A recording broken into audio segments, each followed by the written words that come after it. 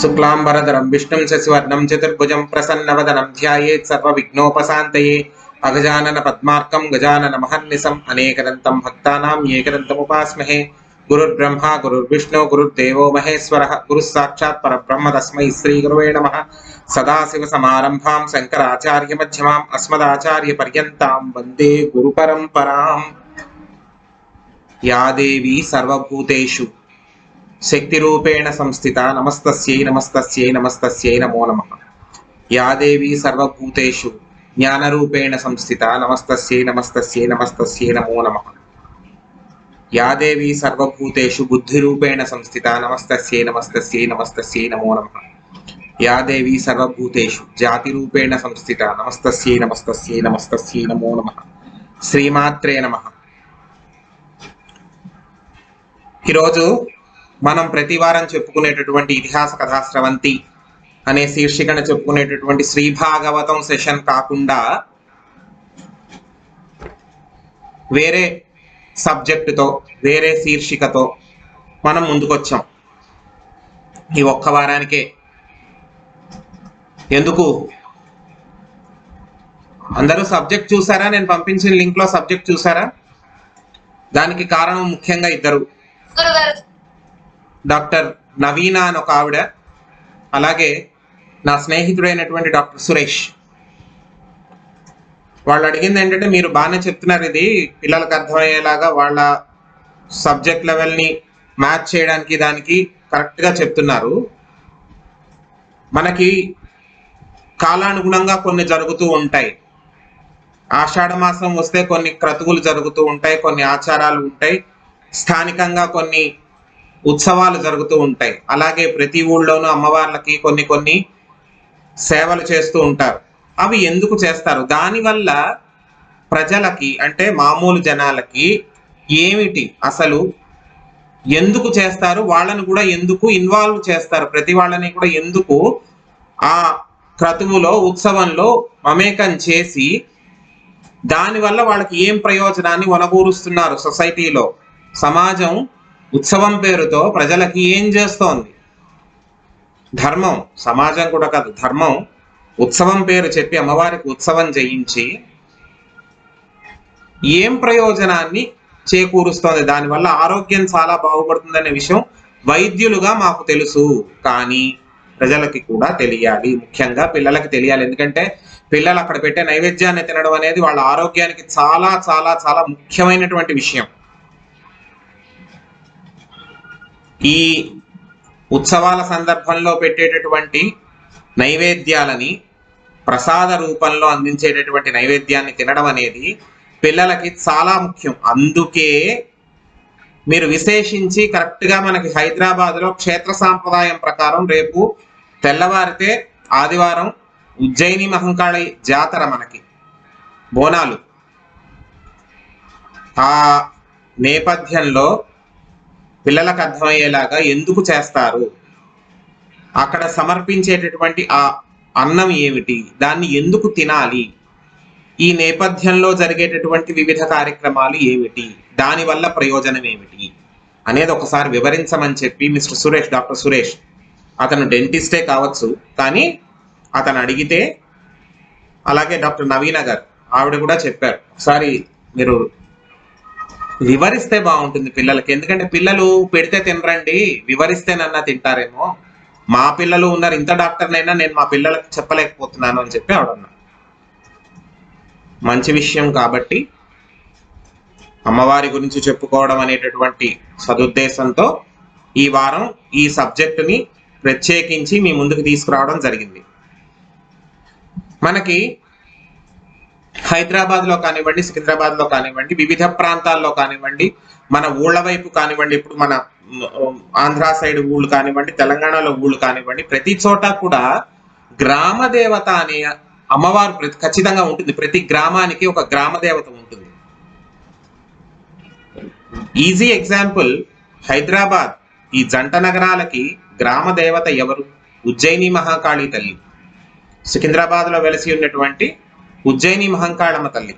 ఆవిడకి ప్రజలనందరినీ కాచుకుంటున్నందుకు కన్నబిడ్డల్లాగా కడుపులో పెట్టుకుని కాచుకుంటున్నందుకు ప్రతి ఏడాది మనం కృతజ్ఞతాపూర్వకంగా చేసేటటువంటి క్రతువే బోనాలు. దానిలో ఆంతర్యం కూడా ఉంది. ఎందుకంటే ఖచ్చితంగా ఇది ప్రతి ఏడాది కూడా ఆషాఢ మాసంలోనే చేస్తాము. ఆషాఢ మాసంలో చేయడానికి కూడా అర్థం ఏమిటి అంటే, ఆషాఢ మాసం అనేది ఏమిటి, మనకి కరెక్ట్ గా వేసవి కాలం అయిపోయి ఆ సెలవులు అవన్నీ అయిపోయిన తర్వాత ఈ వాతావరణం మార్పు జరుగుతున్నటువంటి క్రమంలో వచ్చేటటువంటి కాలం ఆషాఢ మాసం. ఈదురుగాలులు వీస్తూ ఉంటాయి, వర్షాలు పడుతూ ఉంటాయి, ఎండ వచ్చి రానట్టుగా ఉంటుంది. అదొక రకమైనటువంటి విచిత్రమైనటువంటి వాతావరణం. అటు పూర్తిగా ఎండగా ఉండదు, అలా అని గట్టిగా వర్షం పడదు. ఈదురుగాలులు వీస్తూ ఉంటాయి, అబ్బో ఇంకేముంది అన్నట్టుగా అనిపిస్తూ ఉంటుంది. కానీ ఈ వాతావరణపు మార్పులన్నిటినీ కూడా వాతావరణపు మార్పులన్నీ కూడా మానవ శరీరం మీద చాలా ప్రభావం చూపిస్తాయి. చర్మం ఒక్కొక్కసారి ఏంటంటే ఒక చిన్న దద్దులు లాగానో లేకపోతే పొక్కుల్లాగానో ఇంకోటి కాస్త వస్తూ ఉంటుంది. ఆ ఎండాకాలం నుంచి వర్షాకాలంలోకి మారేటటువంటి క్రమం ఇది. అది కాకుండా కీటకాలు పెరిగేటటువంటి కాలం. మీకు ఎప్పుడైనా కూడా మీరు బాగా అబ్జర్వ్ చేయండి, ఆషాఢ మాసంలో మీకు ఈగలు ఎక్కువగా ఉంటాయి. మీరు ఎంత కాదనుకున్నా సరే ఆషాఢ మాసంలో ఈగలు ఎక్కువగా ఉంటాయి. ఇవి హానికారకం, రోగకారకం. అక్కడ ఇక్కడ అన్నిటి మీద వాళ్తూ ఉంటాయి, మనం తినేటటువంటి ఆహారాల మీద వాళ్తూ ఉంటాయి. మనం అది అరికెట్టలేనటువంటి విషయం. అది మీరు ఎంత ఈగల్ని రానివ్వకుండా చేద్దామన్నా కూడా, ఎంత కీటకాలని రానివ్వకుండా చేద్దాం అనుకున్నా కూడా అది అరికెట్టలేనటువంటి విషయం, మనం ఆపలేనటువంటి విషయం అది. అది కాకుండా ఈ వాతావరణంలో వచ్చేటటువంటి మార్పుల వలన మనకి కొన్ని రుగ్మతలు ఏర్పడతాయి. ఆరోగ్యపరమైనటువంటి రుగ్మతలు, కొన్ని అనారోగ్యాలు ఏర్పడతాయి. వీటన్నిటినీ కూడా దూరం చెయ్యడానికి అమ్మవారికి చేసేటటువంటి జాతర అంటే ఒక ఉత్సవం. ఎందుకు చెయ్యాలి? ఈ ఉత్సవం ఎందుకు చెయ్యాలి? చేయడానికి కారణం ఏమిటి? ఉత్సవం చేయడానికి కారణం ఏంటి? అమ్మవారు సకల చరాచర సృష్టికి కూడా అధిదేవత. మనం లలితా సహస్రనామ స్తోత్ర పారాయణంలో ముఖ్యంగా మనం మొదలుపెట్టిన వెంటనే చెప్పేది ఏమిటి? ఆవిడకి శ్రీమాత, అమ్మవి నువ్వే. శ్రీమాత, శ్రీ మహారాజ్ఞి, శ్రీమత్ సింహాసనేశ్వరి అని చెప్పి మొట్టమొదటి లైన్లో ఆవిడ యొక్క స్టేటస్ ని, ఆవిడ యొక్క పోర్ట్ఫోలియోని, ఆవిడ యొక్క స్థితిని మనం పూర్తిగా వివరించేస్తాం. శ్రీమాత, శ్రీ మహారాజ్ఞి, శ్రీమత్ సింహాసనేశ్వరి. మొట్టమొదటి లైన్ అదే. లలితా సహస్రనామ పారాయణ స్తోత్రం పూర్తిగా వచ్చినా రాకపోయినా ఎవరికైనా మొట్టమొదటి లైన్ ఖచ్చితంగా వచ్చి తీరుతుంది, అవగాహన ఉన్న ప్రతి ఒక్కరికి. ఎందుకు? అమ్మవారిని శ్రీమాత అని చెప్పి అక్కడతో మనం ఎందుకు అంత ఇదిస్తున్నాం? అవును, ఆవిడే కదా, ఆవిడ లోంచే కదా అంతాన్ని, ఆవిడ వల్లే కదా అంతాన్ని. మనకి సృష్టి స్థితి లయ కారకులైనటువంటి బ్రహ్మ విష్ణు మహేశ్వరులు ముగ్గురు కూడా అమ్మవారి యొక్క ఆదేశానుసారమే వారి యొక్క కర్తవ్యాలను నిర్వహిస్తున్నారని చెప్పి మనం చాలా సందర్భాల్లో తెలుసుకున్నాం. రామాయణాంతర్గతంగా కానివ్వండి, భాగవతాంతర్గతంగా కానివ్వండి. దశమ స్కందం మొదలుపెట్టిన తర్వాత యోగమాయ గురించి మాట్లాడుకుంటూ కూడా మనం మాట్లాడుకున్నాం. కృష్ణుడితో పాటు పుట్టినటువంటి యోగమాయని ఏ రకంగా వర్ణించుకోవాలో మనం ఒకసారి పునశ్చరణ చేసుకుని చూడండి మీరు. ఆవిడ యొక్క స్వరూపాన్ని, ఆవిడ యొక్క స్థితిని మనం మాట్లాడుకున్నాం.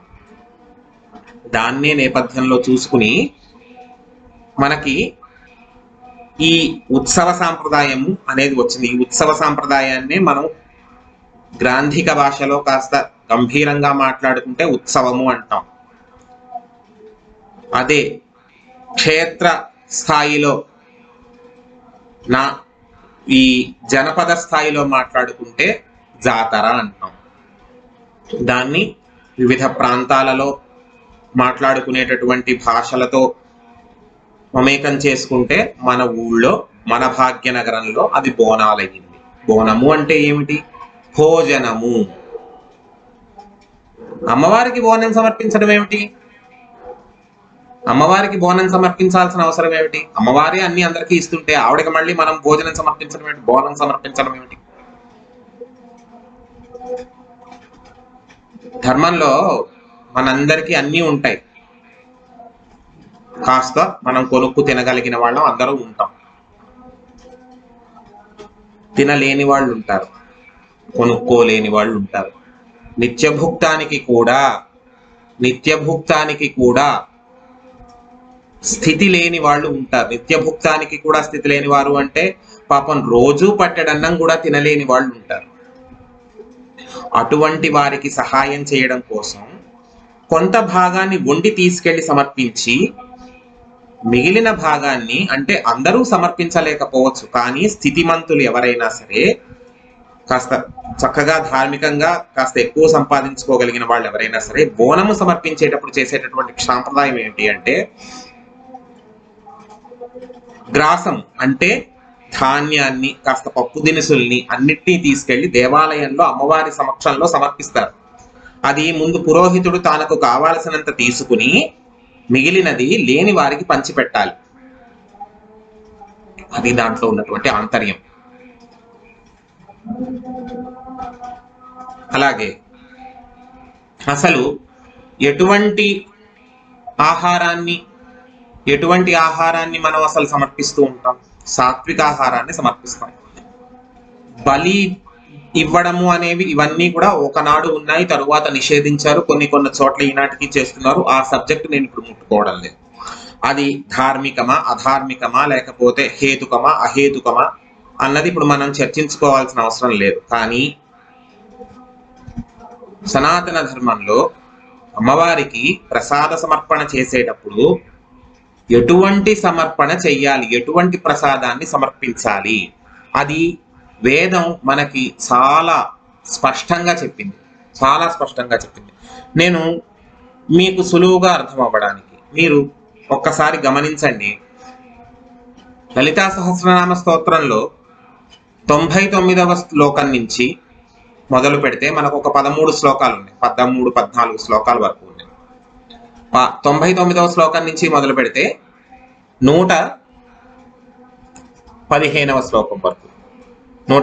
శ్లోకం వరకు మనకి ఇంచుమించుగా ఒక 16 శ్లోకాల వరకు ఉన్నాయి. ఏమిటవి? పాయసాన్న ప్రియాత్వక్స్తా పశులోక భయంకరి అమృతాది మహాశక్తి సంవృత ఢాకినీశ్వరి అనాహతాబ్జనిలయ శ్యామా భావదనద్వయ దంష్టోజ్వలా క్షమాలాదిధరా రుద్ర సంస్థిత కాళరాత్రాది శక్ఞోఘ వృదా స్నిగ్ధౌ ధనప్రియ మహావీరేంద్ర వరదారాకిన్యంబ స్వరూపిణి మణిపూరాబ్జనిలయ వదనత్రయ సంయుత వజ్రాధికాయుధోపేత ఢామర్యాది విరావృత రక్తవర్ణా మాంసనిష్ట గుడాన్న ప్రీతమానస సమస్త భక్త సుఖదాలాకిన్యంబ స్వరూపిణి స్వాదిష్టానాంబుజగతా చతుర్వక్ర మనోహరా శూలాధ్యాయుధ సంపన్నా పీతవర్ణ అతిగర్విత మేధోనిష్ట మదిప్రీత మందిన్యాది సమన్విత దధ్యన్నాసక్త హృదయ ఢాకినీ రూపధారిణి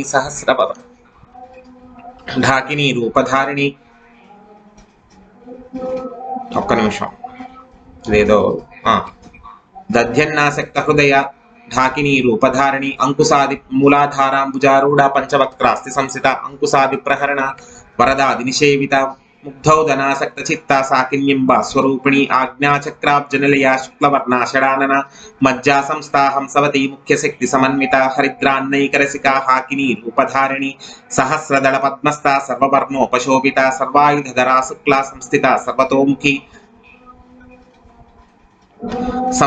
సర్వతోముఖి సర్వోదన ప్రీత చిత్త యాకిన్యంబ స్వరూపిణి స్వాహా స్వధామతిర్మేధా శృతి స్మృతిరనుత్తమా పుణ్యకీర్తిర్పుణ్యలభ్యా పుణ్యశ్రవణ కీర్తన పులోమజార్చిత బంధమోచనీ బంధురాలక విమర్శరూపిణి విద్యా వియదాది జగత్ప్రసూకు సర్వవ్యాధి ప్రశమని సర్వమృత్యు నివారిణి అగ్రగణ్య చింత్యరూప కలికల్మషనాశిని కాత్యాయని కాళహంత్రి కమలాక్ష నిషేవిత తాంబూల పూరితం కీదాడిమి కుసుమప్రభ మృగాక్షి మోహిని ముఖ్య మృడాని మిత్రరూపిణి నిత్యతృప్త భక్త నిధిర్నియంత్రి నిఖిలేశ్వరి మైత్ర్యాదివాసనాలభ్య మహాప్రళయ సాక్షిణి.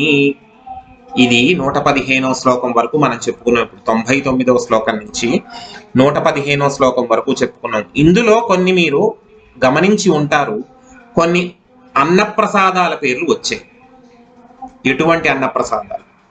పాయసాన్న ప్రియాత్వక్త పాయసాన్నము, అమృతాది మహాశక్తి, అలాగే స్నిగ్ధౌదన ప్రియ అని చెప్పి అక్కడొకసారి, అలాగే గుడాన్న ప్రీత మానస అని చెప్పి అక్కడొకసారి, అలాగే దధ్యన్నాసక్త హృదయ అని అక్కడొకసారి, ముగ్ధౌదన ప్రీత చిత్త అని అక్కడొకసారి, హరిద్రాన్నైక రసిక అని చెప్పి అక్కడొకసారి, ఇలా కొన్ని అన్నప్రసాదాల పేర్లు ఆవిడ ప్రీతికరంగా భుజించేటటువంటి కొన్ని అన్నప్రసాదాల పేర్లు వచ్చాయి. ఎందుకు? ఆవిడకి ప్రీతి ఏమిటి? ఆవిడ అంత రుచికి లొంగిపోయేటటువంటి స్వరూపం ఆవిడ కాదు. ఆవిడకి ప్రసాదంగా సమర్పించినది, ఆవిడకి నైవేద్యంగా సమర్పించిన దాన్ని భక్తులందరూ కూడా ప్రసాదంగా స్వీకరిస్తారు.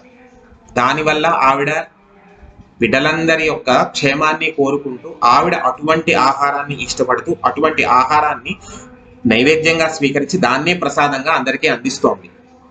అది దాంట్లో ఆంతర్యం. ఎందుకు ఇటువంటి ప్రసాదాన్ని ఎందుకు స్వీకరించాలి? వేరేదేదైనా స్వీకరించచ్చుగా. సమోసాలు తినచ్చుగా, రసమలై తినచ్చుగా, చాట్ బండార్లో ఏదైనా తినచ్చుగా. ఎందుకు తినదు ఆవిడ? అది కూడా ఆహారమే, అది కూడా ఆవిడ అందిస్తున్నటువంటి ఆహారమేగా. ప్రకృతిలో అవి కూడా భాగమేగా. ఎందుకు తినట్లేదు అలాంటివి?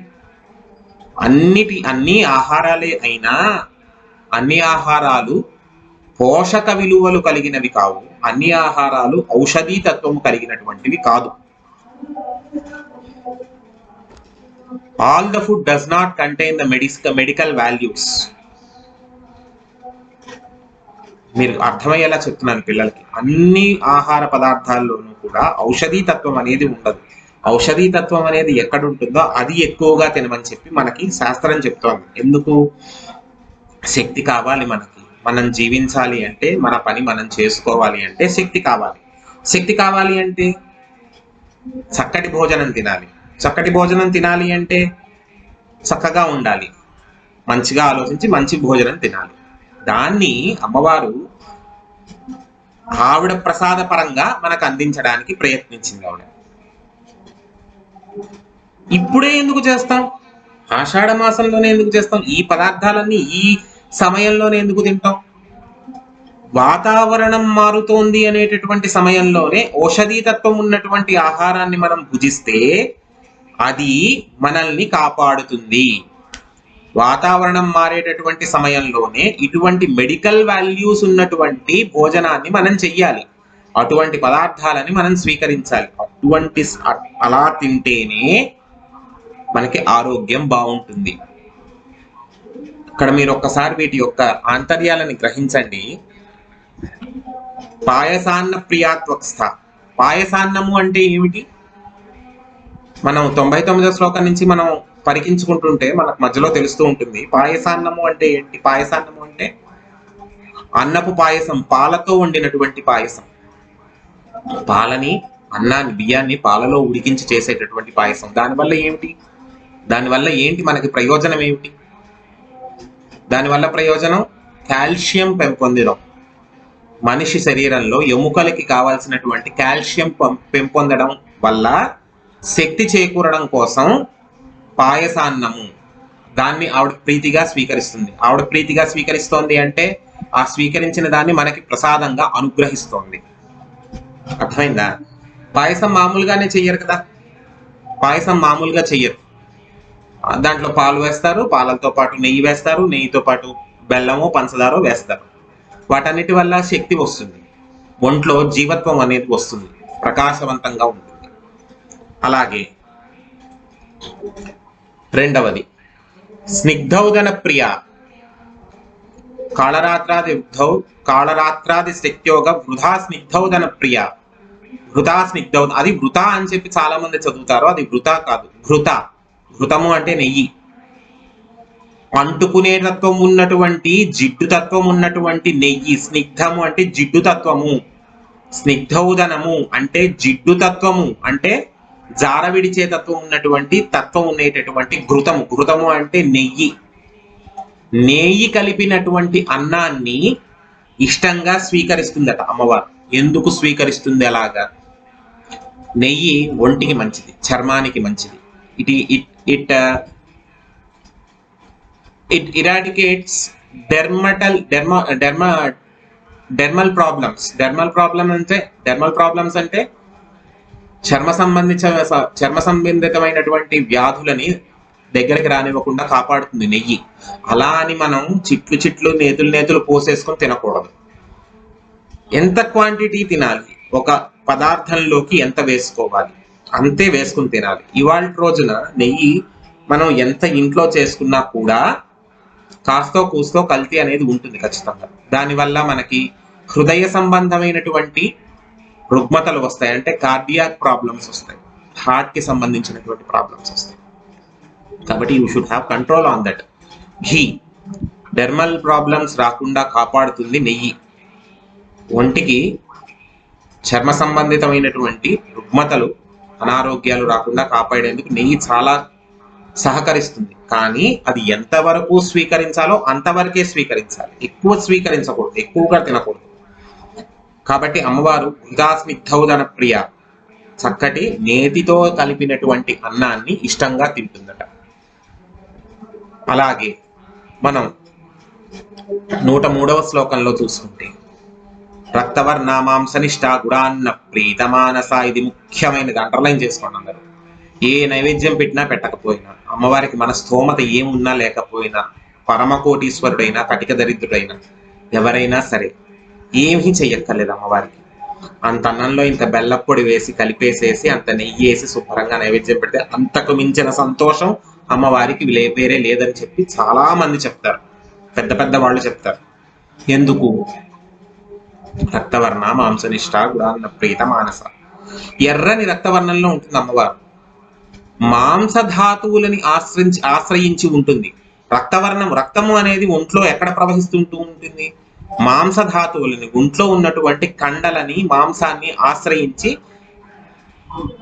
రక్తం ప్రవహిస్తూ ఉంటుంది. ఆ ప్రవహిస్తున్నటువంటి రక్తానికి తేజము కలిగించని, తేజస్సు కలిగించి ఉత్తేజము కలిగించేటటువంటి పదార్థం ఏది? బెల్లం.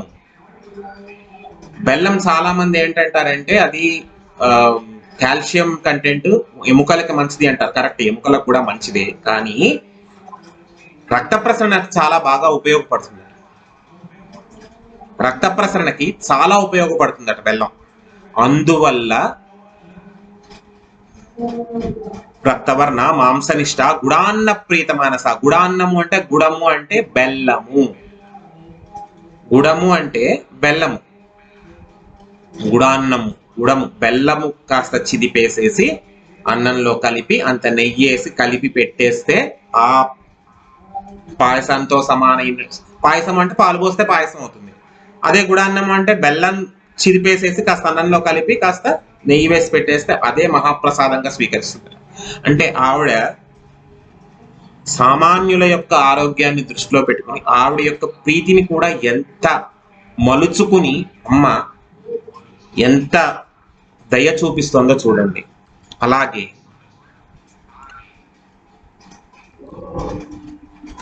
మనకి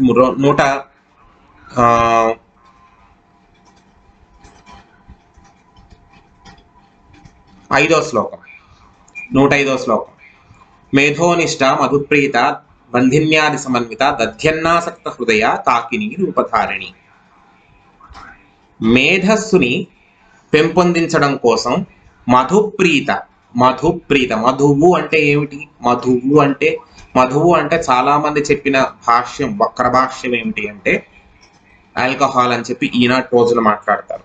కానీ మధు అంటే ఏమిటి? తేనె. ప్రతిరోజు కూడా ఒక స్పూనుడు తేనె చక్కగా తీసుకుంటే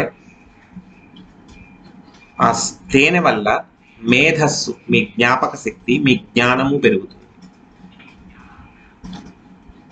అమ్మవారికి అది ప్రసాదంగా సమర్పించి అమ్మవారికి చూపించి అమ్మ నీ ప్రసాదం ఇదని చెప్పి తీసుకుంటే, నేను ఎందుకు ప్రతిదాన్ని ప్రసాదంగా సమర్పించి అని ఎందుకు అంటున్నాం? ఏంటి దాంట్లో ఆంతర్యం ఏంటి? మరి ఉత్తినే తినమంటే తినం కదా మనం. చాలా మంది పిల్లలు ఉన్నారు ఇవాళ రోజున చాలా మంది పిల్లలు ఉన్నారు.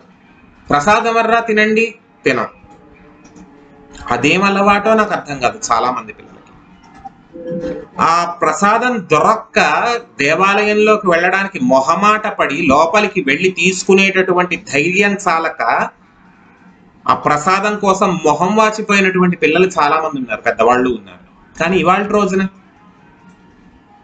అన్నీ ఉండి ప్రసాదం తీసుకొచ్చి గుడికి కూడా వెళ్ళకపోయినా సరే ప్రసాదం ఇంటికి వస్తే ఆ వచ్చిన ప్రసాదాన్ని స్వీకరించడానికి కూడా పిల్లలు చాలా గొడవ చేస్తారు చాలా మంది ఇళ్లలో నేను చూశాను.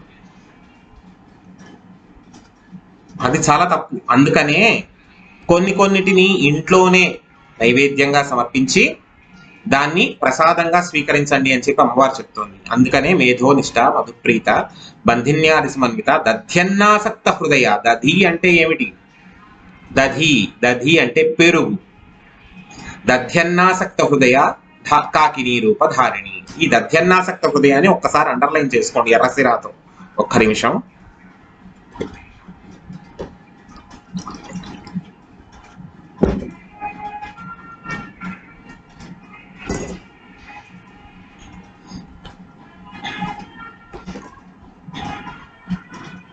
ఈ దధ్యన్నాసక్త హృదయ అనేది ఎందుకు? దధి అన్నము, దధి అంటే పెరుగు అన్నము. పెరుగు అన్నాన్ని మామూలుగా కలిపేయకూడదు.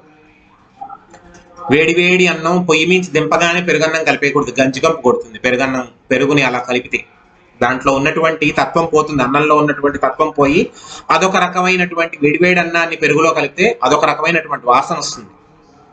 పెరుగన్నం కలపడానికి ఒక పద్ధతి ఉంది. చల్లారి పెట్టాలి బాగా అన్నాన్ని. బాగా చల్లారి పెట్టి ఆ చల్లారి పెట్టిన అన్నాన్ని మెత్తగా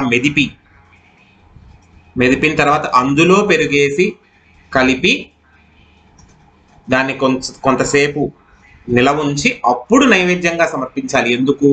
పెరుగులో ఉన్నటువంటి ఔషధీ తత్వం ఏదైతే ఉందో ఇవాళ రోజున పెరుగు అనేసరికి ఏంటంటే అమ్మో it is a cholesterol content. Wagons మేమంతా. వేగన్స్ అంటే ఏంటి? వేగన్సా ఏదో అంటారు. పాలు తాగరు, పెరుగు తినరు, నెయ్యి తినరు, జున్ను తినరు, మిగడేసుకోరు, వెన తినరు. బయటికి వెళ్ళి మాత్రం మళ్ళా cheese with butter, cheese with double cheese with some added something ఏదో పెట్టుకుని బర్గర్ తింటారు, పిజ్జా తింటారు. అక్కడ మళ్ళా వేగన్ ఏమీ కాదు. అక్కడ మళ్ళా ఇక్కడ మాత్రం ఇంట్లో వేసిన పాలు, ఇంట్లో వేసిన పెరుగు, ఇంట్లో చేసిన వెన్న, మీగడ వేసుకోవడానికి అక్కడ ఒక ట్యాగ్ లైన్ ఉంటుంది, వీగన్స్ అని చెప్పి. స్వచ్ఛంగా చేసినది వదిలేసేసి కృత్రిమత్వాన్ని కోరుకుని బయటికి వెళ్ళి మెక్డొనాల్డ్స్ లోను ఇంకో చోట పిజ్జా హట్లలోను డామినోస్ లోను మనం చేసేది ఏంటి అంటే వీగన్స్ అనే పేరు చెప్పుకుని ఇంట్లో స్వచ్ఛతని పాటించి చేసేటటువంటి పదార్థాన్ని కాలదన్నుకుని కృత్రిమంగా చేసినటువంటి కల్తీ పదార్థాన్ని డబ్బులిచ్చి కొనుక్కుని అనారోగ్యాన్ని కొనుక్కుని ఖర్చు పెంచుకొని అలా అనారోగ్యాల పాలవుతున్నాం. కాబట్టి వీగన్స్ కాదు, ఏమీ కాదమ్మా. ప్రకృతిలో ఉన్న ప్రతి పదార్థము కూడా పరమేశ్వరి యొక్క ప్రసాదమే. అమ్మవారి ప్రసాదము, స్వామివారి ప్రసాదం పరమేశ్వరుది. దాన్ని మనం పరిమితంగా మన ఒంటికి ఎంతవరకు అవసరమో అంతవరకు స్వీకరిస్తే ఏదైనా సరే ఆరోగ్యకరమైనటువంటి ఆహారమే. ఏదైనా సరే, పచ్చడైనా సరే, కూరైనా సరే, పప్పు అయినా సరే, అలాగే పులుపు అయినా సరే, తీపి అయినా సరే, చేదైనా సరే. కొంతమందికి కొన్ని ఇష్టాలు అలా ఉండిపోతాయి. ఏంటి అంటే కొంతమంది కాకరకాయ కూర ఇష్టం, మప్పేస్తారు. అది అంత కరెక్ట్ కాదు, వేడి చేస్తుంది ఒంటికి. ఎంతవరకు తినాలో అంతవరకే తినాలి. కొంతమందికి మధుర పదార్థాలు అంటే స్వీట్స్ ఇష్టం, కానీ మంచిది కాదు అంతల్లా తినడం. అసలు తినద్దు అనట్లేదు, రోజు ఒక స్వీట్ తింటే తప్పేమీ లేదు. పరిమితి దాటి తింటే చాలా తప్పు. మన ఆరోగ్యాన్ని మనమే చుడుకున్న వాడు. పచ్చళ్ళైనా అంతే, ఏదైనా అంతే, పెరుగైనా అంతే. పెరుగుని పెద్దవాళ్ళు ఏం చెప్తారంటే పెరుగుని పెరుగులాగా వేసుకోకుండా కాస్త కవ్వం, కొయ్య కవ్వం, ఇనప కవ్వం కాదు, కొయ్య కవ్వం అంటే చెక్క కవ్వం, అది పెట్టి కాస్త చిలికి అది వేసుకుంటే ఒంటికి మంచిదని చెప్తారు. చాలా మంది ఏంటంటే గడ్డ పెరిగే వేసుకోవాలని చెప్పి మనకు పట్టింటుంది. కొంతమంది మజ్జిగ చిలుకుతారు, ఇంకా ఇక్కడ వేస్తే అక్కడికి కారుతుంది నీళ్లు. అలా కూడా తాగకూడదు. మజ్జిగ సారం ఉండాలి దాంట్లో. ఉండి అలా తీసుకోవాలి. అటువంటి సారవంతమైనటువంటి పెరుగుని చల్లారబెట్టి మెదిపిన అన్నంలో కలిపి సమర్పిస్తే అమ్మవారికి ఇష్టం. ఎందుకు ఇష్టం అలాగా? చలవ చేస్తుంది. అటువంటి ఆహారము చలవ చేస్తుంది కాబట్టి ఇష్టం. సద్ది పెట్టడం అంటారు. ఈ విషయాన్ని నేను ఇంకా విశదీకరించి చెప్తాను మీకు. సద్ది నైవేద్యం పెడుతున్నాం అమ్మవారికి అంటారు. దానిలో భాగమే ఈ దధ్యన్నాసక్త హృదయ కాకినీ రూపధారిణి. అలాగే మళ్ళీ 107వ శ్లోకాన్ని పరికిస్తే మనం ముగ్ధౌ ధనసక్త చిక్త సాకిన్యంబా స్వరూపిణి. 107వ శ్లోకంలో ముగ్ధౌ ధనాసక్త చిక్త సాకిన్యంబా స్వరూపిణి. ముగ్ధౌదనము అంటే, ముగ్ధము అంటే పెసరపప్పు. ముగ్ధౌ పెసరపప్పు. ముగ్ధౌదనము అంటే పెసరపప్పుతో చేసి కలిపి వండినటువంటి అన్నము అంటే పులగము. ఇంట్లో పులగం నైవేద్యం పెడతారు కదా, అది పులగం. ఇక్కడ ఎవరో కొంచెం వీడియో ఆన్ చేశారు, కాస్త ఆపండి. ముగ్ధౌదనసక్త చిక్త అంటే, ముగ్ధము అంటే పెసరపప్పు, పచ్చ పెసరపప్పు. పచ్చపెసరపప్పు అంటే ఆ పెసలు కాదు, మామూలు పెసరపప్పు. ఆ మామూలు పెసరపప్పుని అన్నంతో కలిపి వండితే అది పులగం అవుతుంది. కాస్త పసుపు వేసి వండితే పులగం అవుతుంది. ఆ పులగము ఎందుకు? ఒంట్లో ఉన్నటువంటి వేడిని తగ్గించడానికి పులగము వండుతారు. మీరు ఎప్పుడైనా చిన్నపిల్లలకి మామూలుగా సీజన్స్ మారేటప్పుడు ఏంటంటే కొంచెం ఎదుగుతున్న పిల్లలకి ఆట్లమ్మ రావడం, తర్వాత అమ్మవారు పోయడం అనేది మనకి సహజంగా జరుగుతుంటుంది. చికెన్ పాక్స్ అంటారు, స్మాల్ పాక్స్, చికెన్ పాక్స్ అని చెప్పి మనకి ఇంగ్లీష్లో చెప్తూ ఉంటారు. ఆట్లమ్మ, అమ్మవారు పోయడం అలా జరుగుతూ ఉంటుంది. అటువంటి సమయంలో పిల్లలకి పెట్టేటటువంటి పదార్థం ఏమిటి అంటే పులగం. ఎందుకు పెడతారు అంటే ఆట్లమ్మలు అవన్నీ ఎందుకు వస్తాయి? ఒంట్లో వేడిమి పెరగడం వల్ల వస్తుంది. ఆ పెరిగినటువంటి వేడిమిని మళ్ళా సహజ స్థితికి తీసుకొచ్చి శరీరాన్ని సహజ స్థితికి తీసుకురావడం కోసం కారకంగా ఉన్నటువంటి ఉష్ణ ప్రధానంగా ఉన్నటువంటి శరీరంలో శీతలమైనటువంటి స్థితిని కలిగించడం కోసం పులగం పెడతారు. అందుకు ముగ్ధౌదనసక్త చిత్త సాకిన్యంబా స్వరూపిణి. అలాగే 108వ శ్లోకంలో హరిద్రాన్నైక రసిక హాకిని రూపధారిణి. 108వ శ్లోకం చూడండి. హరిద్రాన్నైక రసిక హాకిని రూపధారిణి. హరిద్రాన్నము అంటే దీనికి అర్థము, హరిద్రాన్నము అంటే ఎంతసేపు పసుపు రంగులో ఉన్నటువంటి అన్నము అని కాదు. హరితము అంటే హరిద్రము అంటే పసుపు. మామూలుగా మనకు వైదిక భాషలో హరిద్రము అంటే పసుపు.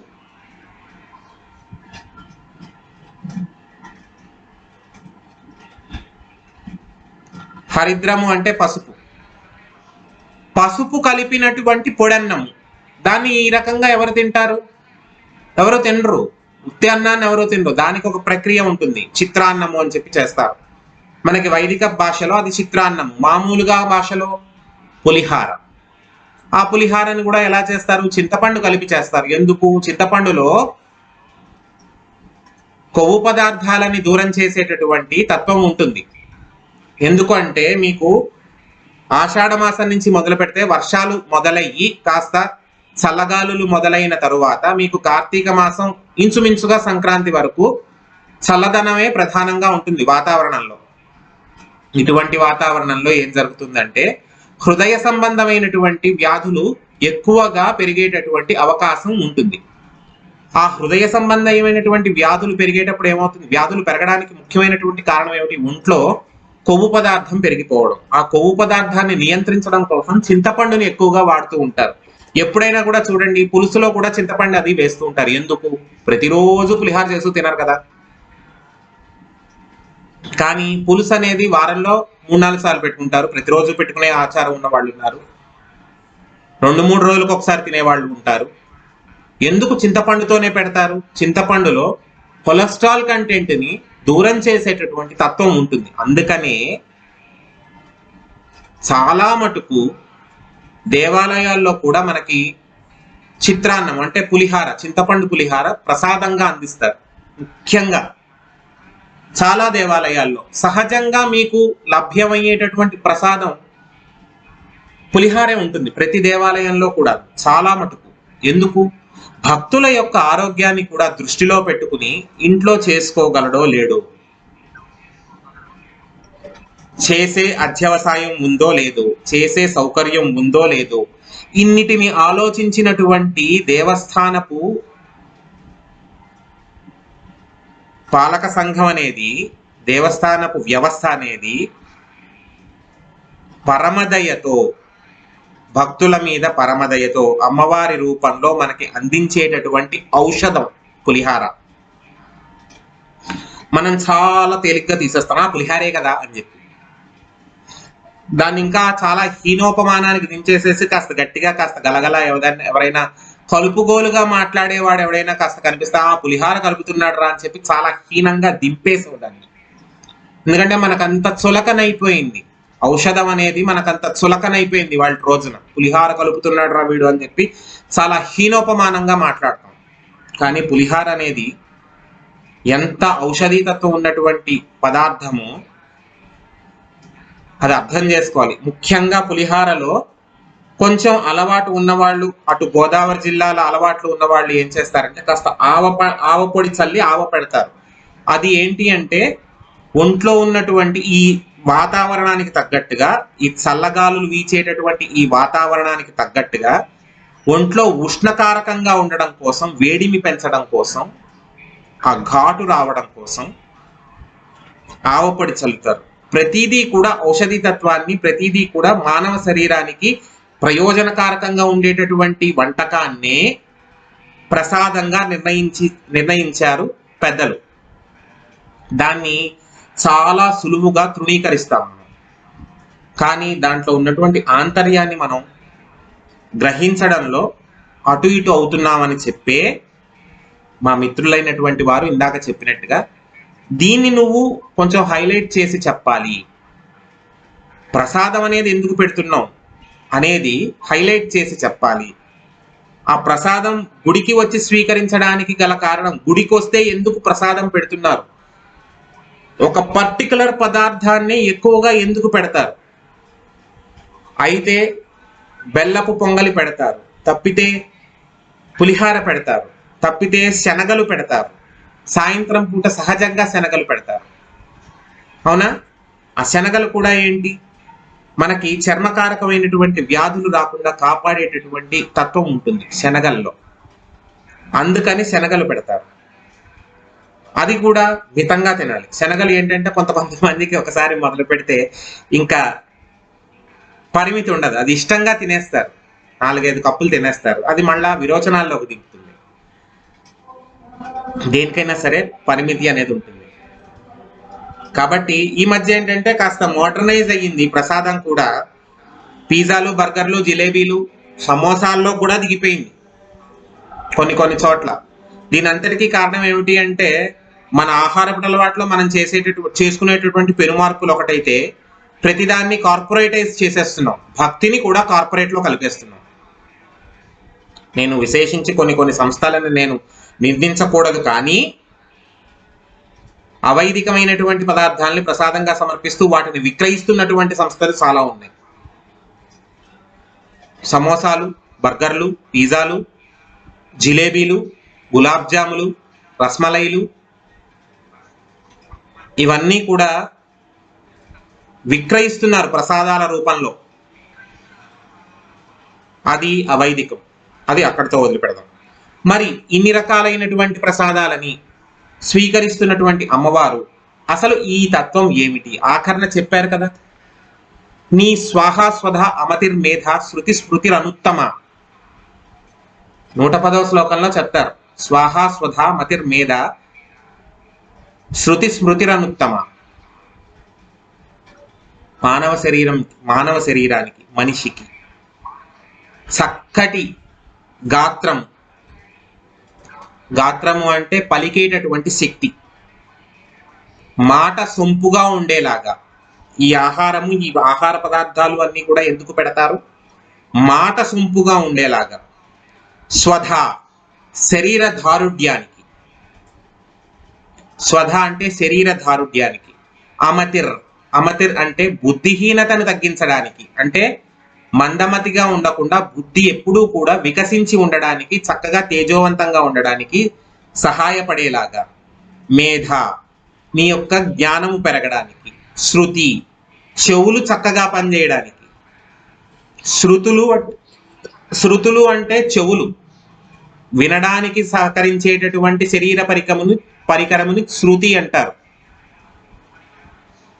ఎందుకు మీరు ఎప్పుడైనా లలితా సహస్రనామ స్తోత్రంలో మధ్యలో ఎప్పుడైనా వినుంటారు, శృణుత్వం కుంభ సంభవ అని చెప్పి మనకి ఒక చిన్న మాట వస్తుంది. శృణుత్వం కుంభ సంభవ అంటే, ఓ అగస్త్యుడా విను, విను, శృణుత్వం విను. అందుకనే శృతి.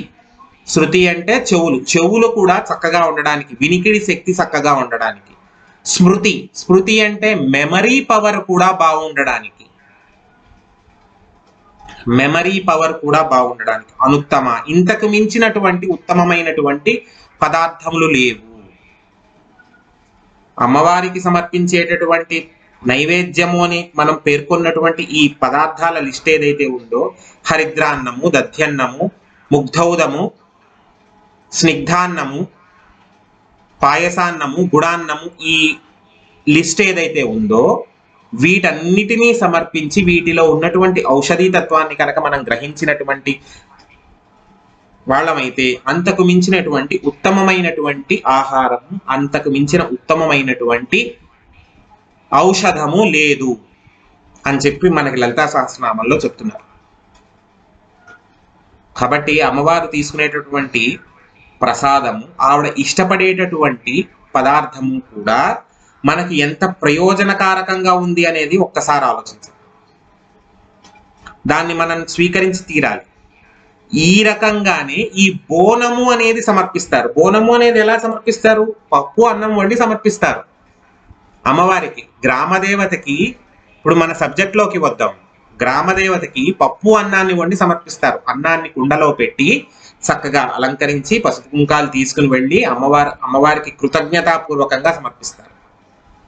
ఈ కృతజ్ఞతాపూర్వకము అంటే ఏంటి? అవును, ప్రతిదానికి కూడా మనం థ్యాంక్స్ చెప్పడం అనేది మనం అలవాటు చేసుకున్నాం కదా. Either it is good or bad, ఒక థ్యాంక్స్ చెప్పడం అనేది అలవాటు చేసుకున్నాం. మరి ఇన్ని రకాలైనటువంటి సదుపాయాలని మనకి కల్పిస్తున్నటువంటి అమ్మవారు, ఎన్ని రకాలైనటువంటి సదుపాయాలు! ఒక్కొక్క గ్రామానికి ఒక్కొక్క అధిదేవత ఉంది, ఒక్కొక్క గ్రామానికి ఒక్కొక్క గ్రామదేవత ఒక్కొక్క పేరుతో వెలిసి ఉంది. నూకాలమ్మ అంటాం, పెద్దింటమ్మ అంటాం, పేరంటాలమ్మ అంటాం, మావుళ్ళమ్మ తల్లంటాం. మా భీమవరం ఊళ్ళో అమ్మవారి పేరు మావుళ్ళమ్మ, తిరుపతిలో గంగమ్మ,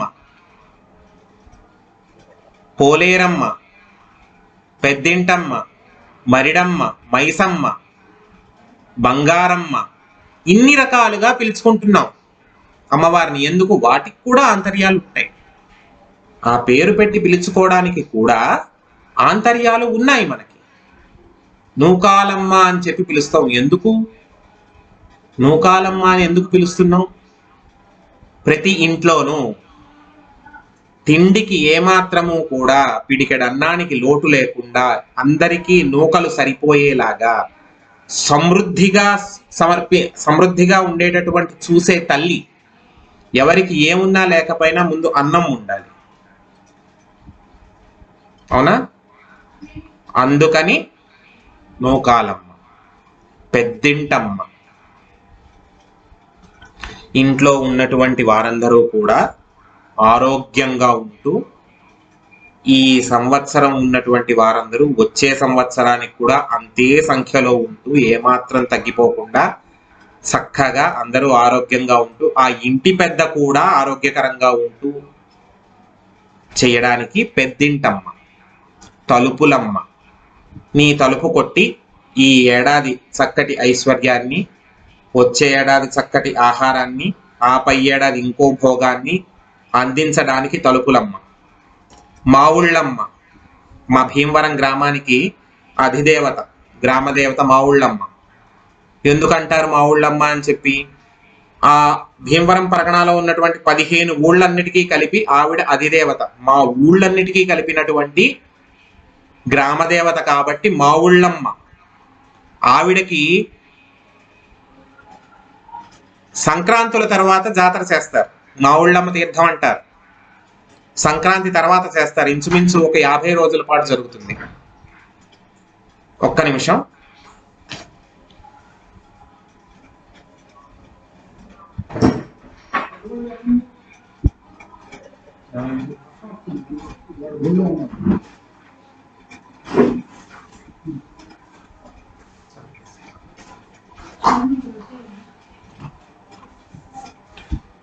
అంతరాయాన్ని క్షమించాలి, వర్షం వస్తుందని చెప్పేదో ఇవ్వడానికి. మావుళ్ళమ్మ మా భీమవరం గ్రామానికి అధిదేవత, గ్రామదేవత మావుళ్ళమ్మ. 15 ఊళ్ళకి అధిదేవత కాబట్టి మా ఊళ్ళన్నిటికీ కూడా అమ్మరా అని చెప్పి మావుళ్ళమ్మ అని పిలుచుకున్నారు. ఆవిడకి చేసేటటువంటి అన్న సంతర్పణ కానివ్వండి, ఆవిడకి చేసేటటువంటి మావుళ్ళమ్మ తీర్థం ఆఖరి రోజున స్వీట్లన్నీ కూడా, మధుర పదార్థాలన్నీ కూడా ఒక రాశిగా పోసి ఆవిడ దృష్టి అలా పడేలా చేసి ఎదురుగుండా ఉన్నటువంటి ఆ మధుర పదార్థాలన్నిటి మీద ఆవిడ దృష్టి పడేలా చేస్తారు. చేసిన తర్వాత ఆ రోజల్లా ఉంచి పక్క రోజున అవన్నీ కూడా వితరణ చేస్తారు. చక్కగా అందరికీ సంతర్పణ కింద పంపిస్తారు. అసలు చూడాలి, కన్నుల పండగగా ఉంటుంది. అలాగే తిరుపతిలో గంగమ్మ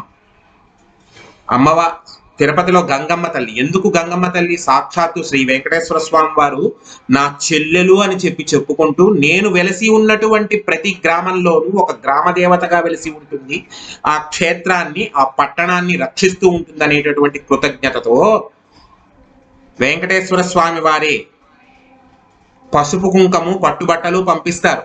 తిరుపతి గంగమ్మ తల్లి జాతర అవుతూ ఉంటే కొండ మీద నుంచి సారి వస్తుంది, పుట్టింటి సారే అని చెప్పి పంపిస్తాడు స్వామి.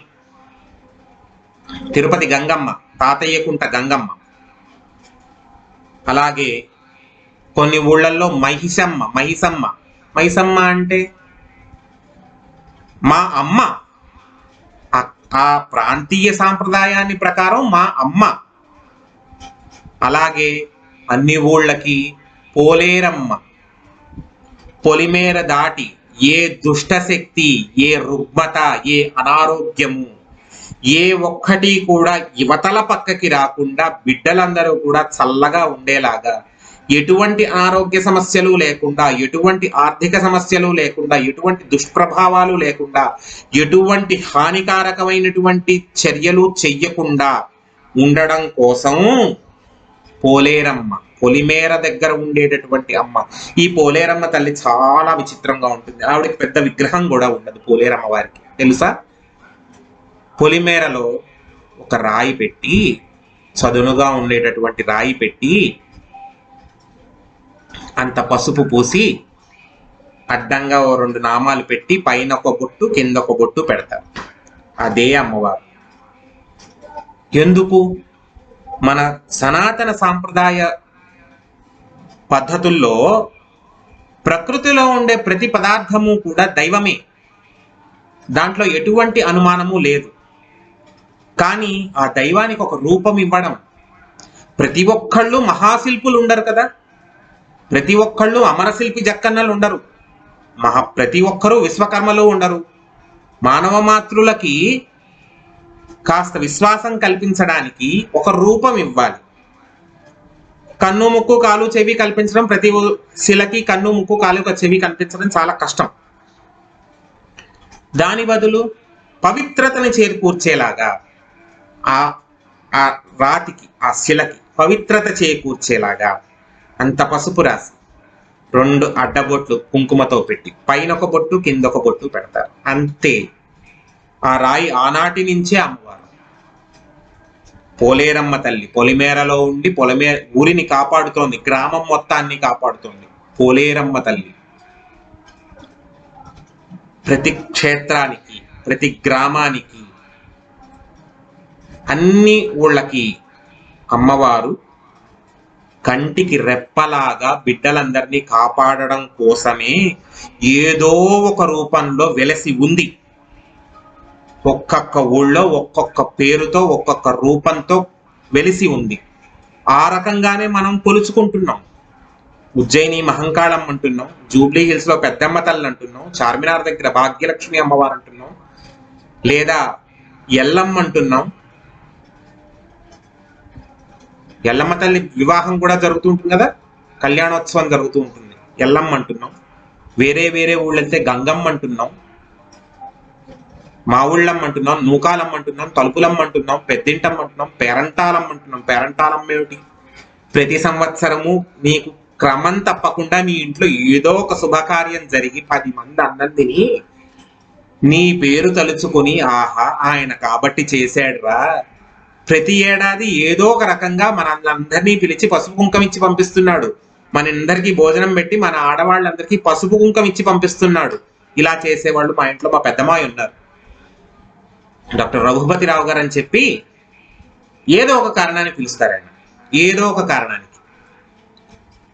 మా అమ్మ వాళ్ళ పెద్ద అన్నయ్య డాక్టర్ గారు, ఆయనకు అదో సరదా. పేరంటాలమ్మ తల్లి ఎందుకు? ఇంట్లో ఏదో ఒక పేరంటం అంటే నలుగురు వస్తారు, కొట్టెట్టించుకుంటారు, వెళ్తారు, తాంబూలం పుచ్చుకుంటారు, వెళ్ళిపోతారు. కాస్త పట్టడి అన్నం తింటారు, తాంబూలం పుచ్చుకుంటారు, వెళ్ళిపోతారు. పెద్దవాళ్ళు అయితే నమస్కారం చేస్తాం, చిన్నవాళ్ళు అయితే దీవించి పంపుతాం. నీ ఇంట్లో క్రమం తప్పకుండా ఎప్పుడు ఏదో ఒక శుభకార్యం జరుగుతూ నలుగురు వచ్చి భోజనం చేస్తూ నలుగురికి పసుపు కుంకాలు అందచేసేటటువంటి స్థితి కలిగినటువంటి పరిస్థితిని ఏర్పరిచినందుకు పేరంటాలమ్మ తల్లి. ఇలా ప్రతి ఊళ్ళోనూ ప్రతి చోట ఒక్కొక్క రకంగా ఒక్కొక్క రూపంలో ఒక్కొక్క అవతారంలో వెలిసి ఉంది అమ్మ. ఈ అమ్మవారికి ఆషాఢ మాసంలో క్రమం తప్పకుండా శాకంబరి అలంకారం అని చెప్పి చేస్తారు. శృంగేరి సాంప్రదాయం తెలిసిన వాళ్ళం కొంతమంది ఇక్కడ ఉన్నాము. మాకు అలవాటు ఉన్నది ఏంటి అంటే పుష్యమాసంలో చేస్తారు. మనకి నల్లకుంట శంకరమఠంలో కానివ్వండి, లేదా శృంగేరి సాంప్రదాయాన్ని పాటించే ప్రతి ఆలయంలో కూడా మనకి పుష్యమాసంలో చేస్తారు. ఎందుకు? అప్పుడు కూడా మనకి వాతావరణం మారుతూ ఉంటుంది కాబట్టి. కానీ క్షేత్ర సాంప్రదాయం ప్రకారం మనకి దేశకాలమాన పరిస్థితుల ప్రభావం దృష్ట్యా క్షేత్ర సాంప్రదాయం ప్రకారం ఆషాఢ మాసంలో శాకంబరి అలంకారం చేస్తారు. శాకంబరి అలంకారం అంటే అసలు ఏమిటి? శాకములు అంటే ఏమిటి? శాకములు అంటే కూరగాయలు. శాకంబరి అంటే శాకములను, కూరగాయలను తన వస్త్రముగా చేసుకున్నటువంటి అమ్మవారు. అంబరము అంటే ఎంతసేపు ఆకాశమే కాదు, చీనాంబరములు అంటే పట్టుబట్టలు. అలాగే శాకంబరము, శాకంబరి అంటే కూరగాయలని తన వస్త్రముగా చేసుకున్నటువంటి అమ్మ. ఎందుకు కూరగాయలను తన వస్త్రముగా చేసుకోవడం అనేది ఎందుకు ఆచారం ఏమిటి? ఒక్కొక్క చోట వర్షము అనేది మొదలైందంటే చాలా కష్టంగా ఉంటుంది. ఎందుకు? మనం అనుభవిస్తున్నాం కదా, గత 10 రోజులుగా పడినటువంటి వర్షాలను మనం ఒక్కసారి పరికించినట్టయితే, నిన్న ఇవాళ కాస్త పడలేదేమో వర్షం, మొన్నటి రోజు వరకు, గురువారం వరకు అంతో ఇంతో వర్షం పడుతూనే ఉంది ప్రతి చోట. కురిసినప్పుడు చాలా ఉధృతంగా పడింది. గత శనివారము, గత ఆదివారం చాలా గట్టి వర్షం పడిందని చెప్పి నేను ఊళ్ళో లేను, కానీ గత శని ఆదివారాలు, శుక్రవారం రాత్రి నుంచి కూడా 8వ తారీఖు రాత్రి నుంచి 11వ తారీఖు వరకు చాలా గట్టి వర్షం పడిందని చెప్పి విన్నాను నేను. వీటన్నిటి వల్ల ఏమవుతుందంటే కొన్ని క్షామాలు, కరువులు ఏర్పడతాయి. ఆహారానికి కూడా లోటు వస్తుంది, కొట్టుకుపోతాయి, పొలాలు కొట్టుకుపోతాయి, ఎకరాలకు ఎకరాలు కొట్టుకుపోతాయి. కోటీశ్వరుడు అనేవాడు తెల్లారేసరికి భిక్షాధికారి అయిపోతాడు, లక్షాధికారి తెల్లవారేసరికి భిక్షాధికారి అయిపోతాడు. అటువంటి పరిస్థితులు చూసాం, చాలా మందిని చూసాం. దివిసీమ తుఫాను మా నాన్నగారు చూశారు. ఆ తర్వాత 96లో వచ్చినటువంటి గోదావరి జిల్లాలో వచ్చినటువంటి క్షామం చూసాం. ఆ తరువాత ఎన్నో వర్షాలు, ఎన్నో సునామీలు, వీటన్నిటినీ కూడా చూస్తూనే ఉన్నాం. వీటన్నిటినీ దృష్టిలో పెట్టుకుని ఈ క్షామము అనేది రాకుండా ఉండడానికి అమ్మవారికి చేసేటటువంటి అలంకారమే శాకములతో చేసేటటువంటి అలంకారం. కూరగాయలతో చేసేటటువంటి అలంకారం. దీనికి మీరు బేస్ ఒక్కసారి ఆలోచించుకుంటే కనకధారా స్తోత్రంలో శంకరులు ఒక పేద బ్రాహ్మణి ఇంటి ముందుకు వెళ్ళి భిక్షాటన చేయడానికి వెళ్ళినప్పుడు ఒక పేద బ్రాహ్మణి ఇంటి ముందుకు వెళ్ళి భవతి భిక్షాందేహి అంటాడు శంకర భగవత్పాదులు. అన్నప్పుడు ఆవిడ అంటుంది, పేద బ్రాహ్మణిని, నా దగ్గర ఏముంది, నీకు ఇవ్వాలనే ఉంది కానీ ఈ పుచ్చిన ఉసిరిక తప్ప ఏమీ లేదు నా దగ్గర. బ్రహ్మచారి వచ్చి నించున్నావు, నీకు వెయ్యకపోతే నాకు వెలితిగా ఉంటుంది, వేస్తే నాకు ఆహారం ఉండదు. ద్వాదశి పాలన చేయడం కోసం ఉంచుకున్నటువంటి ఉసిరికాయ అది. ఏం చెయ్యాలో నాకు సంకట స్థితిలో ఉన్నానని చెప్పి పరితపించిపోతుంది ఆ పేద బ్రాహ్మణి. అలాంటి పరిస్థితుల్లో కరిగిపోయినటువంటి శంకరుడు స్తోత్రం చేస్తాడు, కనకధారా స్తోత్రం చేస్తాడు. చాలా మంది అనుకుంటారు ఏంటంటే కనకధార చదివితే ఐశ్వర్యానికి లోటు ఉండదు. ఎవరు చెప్పారు? కనకధార చదివితే ఐశ్వర్యానికి లోటు ఉండదు. కనకధార చదివితే ఐశ్వర్యం కాదమ్మా వచ్చేది, ఆరోగ్యము, ఆహారము, ఉన్న స్థితి ఉన్న రకంగా జరుగుతుంది. అన్న వస్త్రాలకు లోటు లేకుండా ఉన్న స్థితి ఉన్న రకంగా జరుగుతుంది. ఎందుకు? ఆయన చెప్పినటువంటి కండిషన్ ఏంటో తెలుసా? అక్కడ ఆయన ఒక కండిషన్ పెట్టాడు. గజేంద్ర మోక్షణంలో ఏనుగు పెడుతుంది, మొరగుల మొరలెరుంగుచు తన్ను మొరగువాడు అని చెప్పి.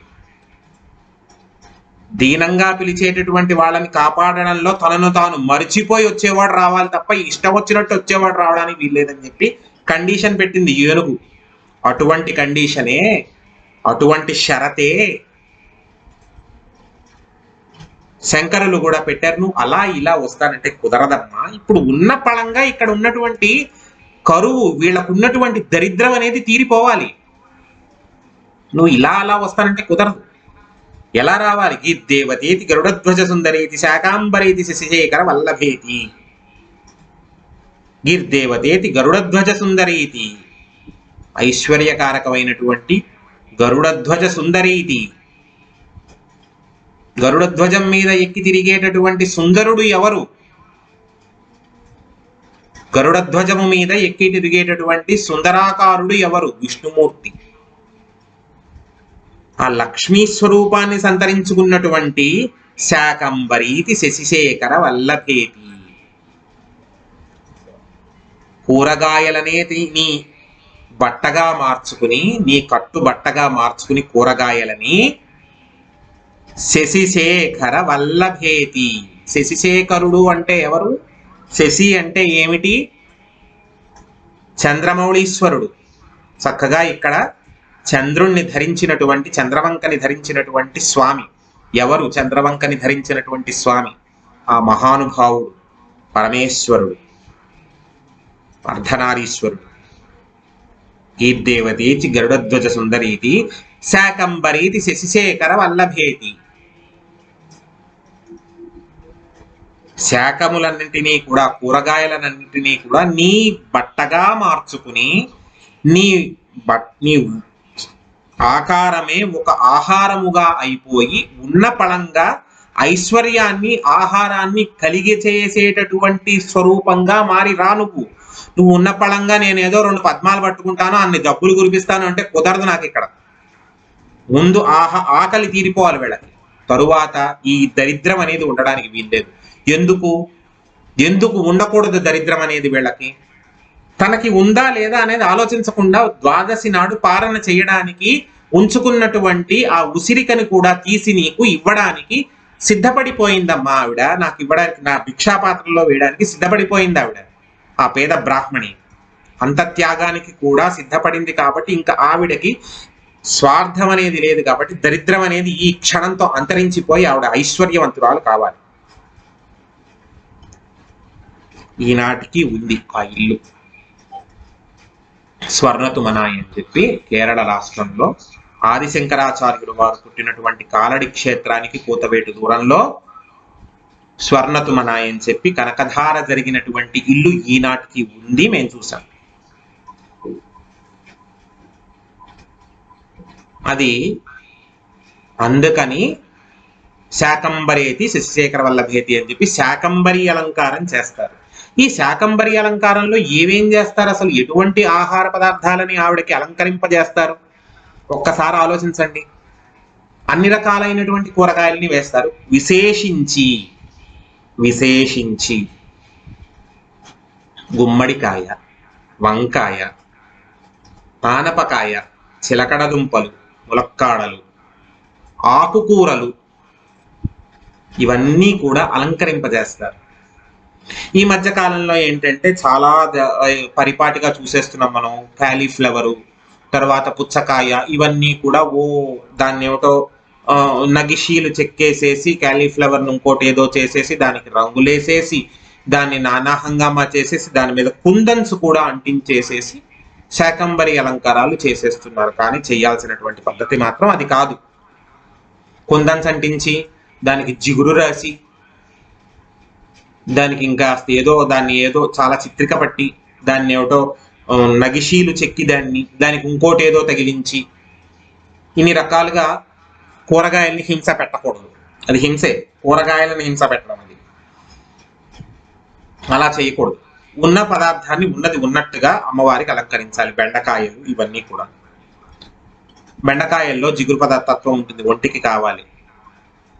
వంకాయ కొలెస్ట్రాల్ని తగ్గిస్తుంది. గుమ్మడికాయలో ఉండేటటువంటి పీచు పదార్థం అనేది ఒంటికి చాలా ముఖ్యం. ఒక నిమిషం చెప్తాను చూడండి. గుమ్మడికాయలో ఉండేటటువంటి పీచు పదార్థం సి విటమిన్ని కలిగిస్తుంది ఒంటికి. సి విటమిన్ హృదయ సంబంధమైనటువంటి వ్యాధులు ప్రబలకుండా కాపాడుతుంది గుమ్మడికాయ. అలాగే చిలకడ దుంపలు ఎందుకు వేస్తారు? చిలకడ దుంపతో ఉన్నటువంటి పిండి పదార్థం కార్బోహైడ్రేట్స్ ని కలిగి ఉంటాయి, అది శక్తికారకం. అలాగే ఆనపకాయలో సోడియంస్ ఉంటాయి, అంటే ఉప్పు పదార్థాలు ఉంటాయి, అది ఒంట్లో నీరసం కలిగించకుండా కాపాడుతుంది. ములక్కాడ సంతానోత్పత్తికి కారకం. ఇంతకన్నా వివరించి చెప్పడం చాలా కష్టం. ములక్కాడ సంతానోత్పత్తికి కారకం. అందుకనే పులుసు పెట్టుకు తినండ్రా, ఏమున్నా లేకపోయినా, కేజీ బంగాళదుంపలు లేకపోయినా, కేజీ వంకాయలు లేకపోయినా, ఆ ముక్కొకటి ఈ ముక్కొకటి, గుమ్మడికాయ ముక్కొకటి, ఆనపకాయ ముక్కొకటి, అన్ని 2 చిలకడ దుంపలు 4 ఉంటే చాలు, పులుసు ఎట్టుకు తింటే చాలు. అంత పచ్చడి ఇంత పులుసు పెట్టుకుంటే అదే పండగ. ఎందుకు? ఆరోగ్యానికి కావాల్సినవన్నీ దాంట్లోనే ఉన్నాయి కదా. గుమ్మడికాయలో సి విటమిన్ ఉంటుంది, ఆనపకాయలో లో బీపీ అవ్వకుండా కాపాడేటటువంటి సోడియంస్ ఉంటాయి, చిలకడ దుంపలో పిండి పదార్థం ఉండి కార్బోహైడ్రేట్స్ ని కలిగింపచేస్తుంది. ఇన్ని రకాలైనటువంటి ఆహార పదార్థాలని ప్రసాద రూపంలో అందిస్తున్నప్పుడు మనకి ఏమిటి ఇబ్బంది? దేవాలయానికి వెళ్ళడానికి ఇబ్బంది ఏమిటి? దేవాలయంలో ప్రసాదాన్ని స్వీకరించడానికి ఇబ్బంది ఏమిటి?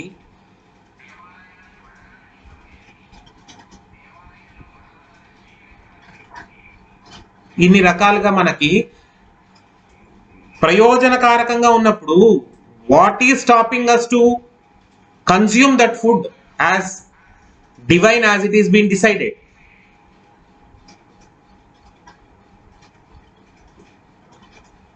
ముఖ్యంగా పిల్లలు తెలుసుకోవాల్సింది ఏంటంటే, మనకి చాలా మంది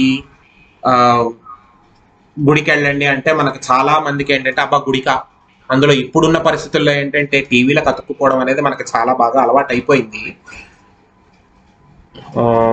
ఆఖరికి దైవ దర్శనం కూడా టీవీలోనే చేసేసుకుంటున్నాం. ఎందుకు? ప్రతి గుడి కూడా మనకు లైవ్ ఇచ్చేస్తుంది కదా. ఇప్పుడు శృంగేరిలో జరుగుతున్నటువంటి చంద్రమౌళీశ్వర ఆరాధన లైవ్ చూసామంటే ప్రతి ఒక్కళ్ళము శృంగేరి ప్రతి శనివారము ప్రతి శుక్రవారము మనం వెళ్ళలేం కాబట్టి మహానుభావులైనటువంటి భారతీ తీర్థస్వామి వారు కానివ్వండి, లేదంటే మహాపురుషులైనటువంటి విధుశేఖర భారతీ స్వామి వారు కానివ్వండి, వారిద్దరూ చేసేటటువంటి చంద్రమౌళీశ్వర పూజ, తత్సంబంధమైనటువంటి శ్రీచక్రారాధన మనం శుక్రవారం రోజులు చూస్తున్నాము అంటే ప్రతి వారము మనం వెళ్ళేటటువంటి అత్యవసాయము, ఆ సదుపాయము, సౌకర్యము ఉండదు. ఖచ్చితంగా లౌకికంగా కూడా ఉండదు అందరికీ. కానీ గుడికి పక్కనున్నటువంటి గుడికి, నల్లకుంటలో ఉన్న శంకరమఠం కానివ్వండి, ఇంటి పక్కనున్నటువంటి గుడికి కానివ్వండి, వెళ్ళడానికి ఇబ్బంది ఏంటి? వెళ్ళము. ఎందుకు? మనం లైవ్లో చూస్తాం కదా దేవుణ్ణి. బోనాలు అయితే లైవ్ ఇస్తాడు, ఖైరతాబాద్ వినాయకుడిని కదుపుతుంటే లైవ్ ఇచ్చేస్తాడు. ఇంతకుముందు మా చిన్నప్పుడు చక్కగా మా అమ్మగారి ఆఫీసు సెక్రటేరియట్ దగ్గరలో ఉంటే ఖైరతాబాద్ వినాయకుడిని చూడటం కోసం నిమజ్జనం రోజున వెళ్ళేవాళ్ళం. ఇప్పుడు అక్కర్లేదు. ఎందుకు? చేతిలో పెట్టుకుని మార్చుకుంటూ కూర్చుంటే చక్కగా దేవుడు అక్కడ కనిపిస్తున్నాడు కదా టీవీలో. నిజమే, ట్రాఫిక్ సమస్యలని దూరం చేయడం కోసం మనం కొన్నిటిని సదుపాయాలుగా మార్చుకుని మనం చూస్తున్నాం, కాదనట్లేదు. కానీ ప్రతీది అలాగే కాదు కదా. మీకు విశేషించి ప్రసాదాలనే కాదు, ఇప్పుడు మహాళయ అమావాస్య రోజున శృంగేరి సాంప్రదాయం ప్రకారం జగత్ప్రసూతిగా అలంకారం వేసి ఆ రోజున పసుపు పంచుతారు ప్రతి ఆలయంలోనూ. అమ్మవారికి అభిషేకం చేసిన సందర్భంలో వ్రాసినటువంటి పసుపు ముద్దలు ముద్దలుగా తీసి అందరికీ పంచుతారు. ఆ రోజున మహాళయ అమావాస్య రోజున జగత్ప్రసూతిగా అలంకారం వేస్తారు. అప్పుడే జగత్తుకి జన్మనిచ్చినటువంటి తల్లిగా అమ్మవారి పక్కన ఒక బిడ్డని ఉంచి, ఆ బిడ్డయే ఈ జగత్తు అనేటటువంటి సూచనగా ఒకటి ఉంచి, అమ్మవారు పచ్చి బాలింతరాలు అప్పుడే పురుడు పోసుకుంది అనేటటువంటి భావనతో అటువంటి అలంకారం చేసి అసలు ఆ రోజున అలంకారం చూసి తీరాలి అమ్మవారిని. ఇలా చక్కగా జడ విరబోసి ఇలా ఒత్తిగిలి పడుకున్నట్టుగా చేసి పక్కన ఒక పిల్లాడిని పెట్టి చక్కటి అలంకారం చేస్తారు అమ్మవారికి. ఆ రోజున పసుపిస్తారు. కానీ మనం వెళ్ళం. ఎందుకు? భక్తి టీవీ వాడు ఇచ్చేస్తున్నాడు కదా లైవ్. పసుపు తీసుకోవడానికి కూడా మనకి బద్ధకం, వెళ్ళం. నేను అది పనిగా మా ఆవిడకి చెప్తాను, నువ్వు ఆఫీస్ నుంచి వచ్చేటప్పుడు వెళ్ళేటప్పుడు 1 గంట ఆగి కావాలంటే అక్కడ పసుపు తెచ్చుకోముందు, మిగతా పనులన్నీ తర్వాత.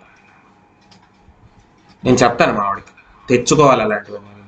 ఎందుకు? ఇంటికి కూతబెట్టి దూరంలో ఉంది, అక్కడికి కూడా వెళ్ళకపోతే ఎలాగమ్మా మనం?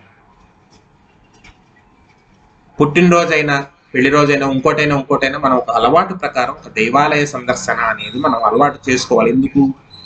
దైవంతో పాటు దైవానికి సంబంధించి ఉన్నటువంటి ప్రక్రియలో ఉన్నటువంటి ఔషధీతత్వం కలిగినటువంటి ఆహారాన్ని అందించి మన ఆరోగ్యాన్ని కాపాడేటువంటి మహానుభావుడు దైవం అనేటటువంటి వాడు. కాబట్టే ప్రసాదాన్ని స్వీకరించి తీరాలి. అక్కడికి వెళ్ళిన తర్వాత అబ్బా నాకు it has so much of ghee, దిక్కుమారింది. అక్కడ కూడా ఇంగ్లీషే. ప్రసాదంలో అంత నెయ్యి ఓడిపోతూ శుభ్రంగా మాత్రం పొంగలి పెడితే జుర్రుకుంటూ తినలేని జన్మ ఇంకెందుకు? తిరుమల తిరుపతి దేవస్థానాల ప్రసాదాల కోసం అర్రులు చాచిపోయి మొహం వాచిపోయి నాలిక పీక్కుపోయినటువంటి వాడు నాకు తెలుసు. ఏళ్ళు అయిపోయింది వెళ్ళి, ఇంకా తినలేదు ఆ ప్రసాదం, ఎప్పటికి ప్రాప్తం అని చెప్పి. చేతికి అందిస్తే తినడానికి ఏమిటమ్మా ఇబ్బంది? ప్రసాదంలో అసలు ఎంత ఔషధీతత్వం ఉంటుంది. పొంగలి కాల్షియంని పెంపొందిస్తుంది. పులిహార హృదయ సంబంధమైనటువంటి గుండెకి సంబంధించినటువంటి రుగ్మతలు ఏవి కూడా రాకుండా కాపాడుతుంది. పాలపాయసం ఒంటికి కాల్షియం, ఎముకలు గట్టిపడేలా చేస్తుంది. ఈ పులుసు ఎన్ని రకాలైనటువంటి ప్రయోజనాలను కల్పిస్తుంది. అందుకనే నేను మొన్న మీ అందరికీ పోస్ట్ పెట్టాను. ఆదివారం రోజున అందరి ఆరోగ్యాలు బాగుంటాయి, ఇంట్లో సద్ది నైవేద్యం పెట్టి అంత నిమ్మకాయ పులిహార పెట్టి కాస్త పులుసు అన్న నైవేద్యం పెట్టండి అర్రా. దానికి సంబంధించినటువంటి విశేషం ఏమిటో నేను రేపు సెషన్లో చెప్తాను అని చెప్పి అందుకనే మీ అందరికి పోస్ట్ పెట్టాను గ్రూప్స్ అన్నిట్లో. సద్ది అనేది ఎలా చేస్తారు నేను కనుక్కుని చెప్తున్నాను. ఎవరిని కనుక్కున్నానో కూడా ఇవాళే చెప్తాను. నేను గోపాలకృష్ణ గారు అని చెప్పి చాగంటి కోటేశ్వరరావు గారు మాటిమాటికి ఉటంకిస్తూ ఉంటారు, పేరు మీరు విన్నారో లేదో చాలా మంది. ఆయన ఫోన్ చేశాను నిన్నటి రోజు. నేను సద్ది అంటారండి, ఏమిటి అసలు ఈ సద్ది యొక్క విశేషం ఏమిటి? గురువు గారు మీకు చెప్పి ఉంటే నాకు చెప్పండి, లేదు కనుక్కుని చెప్పండి అని చెప్పాను. ఎందుకంటే నాకు ఆల్రెడీ చెప్పారు గురువు గారు, ఏ రకంగా పెట్టాలి అనేది కూడా చెప్పారు. ముందు రోజు వండేది ఒక సాంప్రదాయం ఉంటుంది. కాదండి, ముందు రోజు వండక్కర్లేదు, 4 గంటల ముందు నైవేద్యం పెట్టడానికి 4 గంటల ముందు. ఫర్ ఎగ్జాంపుల్ మనం 9ంటికి నైవేద్యం పెడుతున్నాం అమ్మవారికి, 5ంటికి అన్నం వండేయాలి. తెల్లారగట్ల 5ంటికి అన్నం వండేయాలి. వండేసి చల్లార పెట్టి పెరుగు కలిపి కాసేపు నిల ఉంచాలి. అది ఊరాలి, ఆ అన్నం ఊరాలి. ఆ ఊరిన అన్నాన్ని 4 గంటల తర్వాత నైవేద్యం పెడితే దాన్నే సద్ది అంటారు. దాన్ని సద్ది అంటారు. అదే పెరుగన్నం, దధ్యన్నాసక్త హృదయ. కొంతమంది దాంట్లో పోపు వేసుకుని దధ్యోజనంగా కూడా చేసుకుంటారు, అది వారిష్టం. ఎవరి రుచి ఎవరి ఇది వారిది. దేన్ని కూడా ఆక్షేపించాల్సినటువంటి అవసరం లేదు, తినడం ముఖ్యం. కాబట్టి ఇన్ని రకాలైనటువంటి ప్రయోజనాలు కలిగించేటటువంటి అమ్మవారి ప్రసాదం. ఈ జాతరలన్నీ కూడా ఎందుకు చేస్తారు? మనల్ని కాపాడుతున్నటువంటి అమ్మకి మనం కృతజ్ఞత చెప్పే విధంగా, అమ్మా ఈ ఏడాది మమ్మల్ని ఇంత బాగా కాపాడుకున్నావు, పై ఏడాది కూడా వచ్చే ఇప్పటి నుంచి మళ్ళీ మళ్ళీ జాతర చేసుకునే వరకు మమ్మల్ని కూడా ఇంత ఇదిగా కాపాడు అని చెప్పి కోరుకోవడం కోసం చేస్తారు. కోరుకుని ఏం చేస్తారు? ఆఖరణ అమ్మవారు ఏం చేస్తుంది? అమ్మవారి తత్వం ఇక్కడ ఎలా మనం అర్థం చేసుకోవాలి? 113వ శ్లోకం చూడండి ఒక్కసారి. అగ్రగణ్య చించరూప కలికల్మషనాశిని కాత్యాయని కాలహంత్రి కమలాక్ష నిషేవిత. అగ్రగణ్య, అందరికన్నా కూడా అగ్రగణ్యురాలు అమ్మవారు. అచింత్యారూప, అన్ని చింతనలని కూడా దూరం చేసి ఆ చింతనలే తన రూపంగా, మన చింతన తన రూపంగా మార్చుకుంటుంది. మన ఆలోచనలన్నీ కూడా తన రూపంగా మారేలాగా చూసుకుంటుంది. ఎప్పుడు కూడా ఆవిడ ధ్యానం చేసుకునేటటువంటి పరిస్థితిని కల్పిస్తుంది. అంటే అన్ని రకాలైనటువంటి సమస్యలని మన బుర్రలోంచి దూరం చేసి అమ్మవారినే మన మస్తిష్కంలో, మన మనసులో ధ్యానం చేసుకునేటటువంటి పరిస్థితి కల్పిస్తుంది. ఎందుకంటే ఎప్పుడు అమ్మవారినే ధ్యానం చేయాలంటే మానవ మాత్రం మనకు కుదరదు. ఎన్ని సమస్యలు ఉంటాయి, ఎన్ని ఇంటి పనులు ఉంటాయి, ఎన్ని పనులు ఉంటాయి, లౌకికమైనటువంటి వ్యవహారాలు ఎన్ని ఉంటాయి. ప్రతిరోజు అమ్మవారినే ధ్యానం చేస్తూ కూర్చుంటానంటే అంతగా తపోనిష్టాగరిష్ఠులం కాదు కదా అందరం. కాబట్టి అమ్మవారిని ఆశ్రయిస్తే జరిగేది అది. ఇన్ని చేసిన తరువాత ఆవిడ ఏం చేస్తుంది? కలి కల్మష నాశిని. ఇది చాలా ముఖ్యమైనది మాట. కలి కల్మష నాశిని. కలి అంటే ఎంతసేపు కలియుగము, కలి ఇది కాదు. కలి అంటే చెడు, కల్మషము రుగ్మత, ఇన్ఫెక్షన్, వైరస్. ఈజీ ఐడెంటిఫికేషన్ గా చెప్పాలి అంటే కల్మషము అంటే వైరస్ అండ్ ఇన్ఫెక్షన్. నాశిని మనం గత 2 ఏళ్లుగా చూస్తున్నాంగా. వేవ్స్ ఏమిటో సముద్రంలో వేవ్స్ లో పుట్టుకొస్తున్నాయి. ఫస్ట్ వేవ్ అన్నారు, సెకండ్ వేవ్ అన్నారు, థర్డ్ వేవ్ అయిపోయింది, ఫోర్త్ వేవ్ వస్తుందో తెలియదు, వస్తుందో తెలియదు. కానీ కేసెస్ పెరుగుతున్నాయి. ఎవరి జాగ్రత్త వాళ్ళకు ఉండాలి. అన్నీ మనకు ముఖ్యం. ఈ కల్మషము, ఈ వైరస్ అండ్ ఇన్ఫెక్షన్ అనేది దూరం చేయడం అనేది ఆవిడ యొక్క పని. అదే గ్రామ దేవత అనేది చేస్తుంది. ఆమె ఈ గ్రామ దేవత. ఈ లలితమ్మే ప్రతి గ్రామంలోనూ గ్రామదేవతగా, మైసమ్మగా, మరిడమ్మగా, పోలేరమ్మగా, పెద్దింటమ్మగా, పేరంటాలమ్మగా, మావుళ్ళమ్మగా, నూకాలమ్మగా, తలుపులమ్మగా ఇన్ని రకాలుగా వెలిసి కలికల్మష నాశిని. చెడుని, చెడు ద్వారా పుట్టేటటువంటి రుగ్మతలని, చెడు ద్వారా పుట్టేటటువంటి బుద్ధిని, చెడు ద్వారా పుట్టేటటువంటి స్వభావాన్ని అన్నిటినీ కూడా దూరం చేసేటటువంటి తత్వం కలిగినటువంటి అమ్మ. అర్థమైందా చెప్పింది?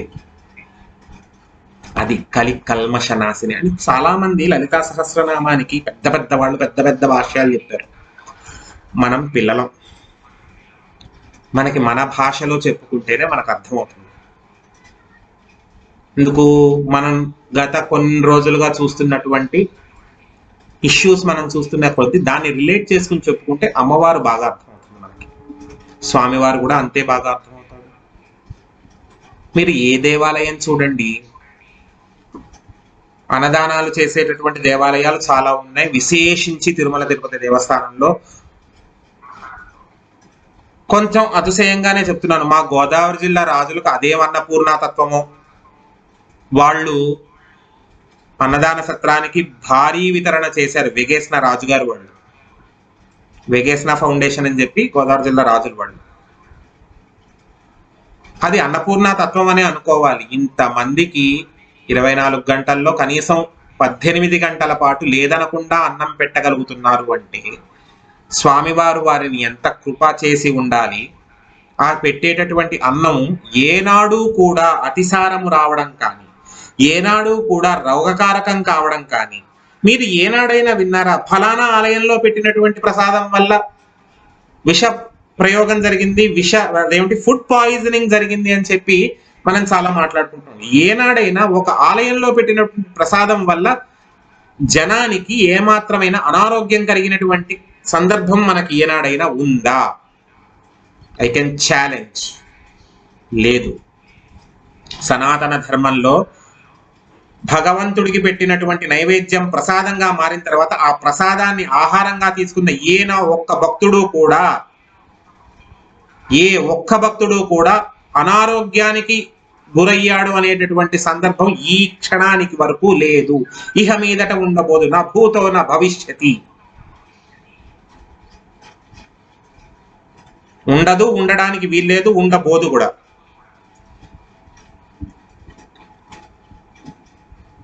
అందుకే పిల్లలు ఎక్కడెక్కడి నుంచో వస్తారు మనల్ని చూడడం కోసం అని చెప్పి భగవంతుడు పరమదయతో గంటల కొద్దీ క్యూ లైన్లో నించుని నా కోసం గోవిందా గోవిందా అంటూ పరితపించేసేసి రోజుల తరబడి వేచి ఉంటారమ్మా నా కోసం అని చెప్పి తల్లికి పురమాయిస్తే ఆ వకుళమాత తన పర్యవేక్షణలో వంటలు చెయ్యించి తరిగొండ వెంగమాంబ సత్రంలో పంక్తులు వేయించి పెట్టిస్తోంది. అక్కడికి వెళ్ళి కూడా మనం పన్నీర్ టీకా ఉందా, లేకపోతే నాన్ రోటీ ఉందా, లేకపోతే నూడిల్స్ ఉందా అని చెప్పి వెతుక్కున్నాము అంటే మనంత మూర్ఖుడు, మనంత దౌర్భాగ్యుడు ఉండడు. అక్కడికి వెళ్ళి స్వామి ప్రసాదం తినాలి. లేదు భోజనం చేయకుండా దిగిపోతున్నారంటే అది వేరే విషయం. దర్శనం చేసుకున్నారు, భోజనం చేయకుండా దిగిపోతున్నారు. ఉంటున్నావు అంటే వెళ్ళి తినడానికి ఏమిటి ఇబ్బంది? అది ప్రసాదం, స్వీకరించాలి, స్వీకరించి తీరాలి. ఎందుకు?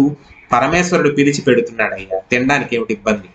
అలాగే అమ్మవారు తన పేరుతో నీ ఇంట కాస్త పసుపు రాయించి, నీ గడపకి కాస్త పసుపు రాయించి, నీ గుమ్మానికి ఒక మామిడి తోరణము, ఒక వేపమండ కట్టించి అంత అన్నం వండి పట్టుకొచ్చి నాకు నైవేద్యం పెట్టి అంత అక్కడ వదిలేసి మిగతాది నువ్వు పట్టుకుపోయి తిను అని చెప్తుంటే ఇది చెయ్యడానికి ఏమిటి మనకి నొప్పి?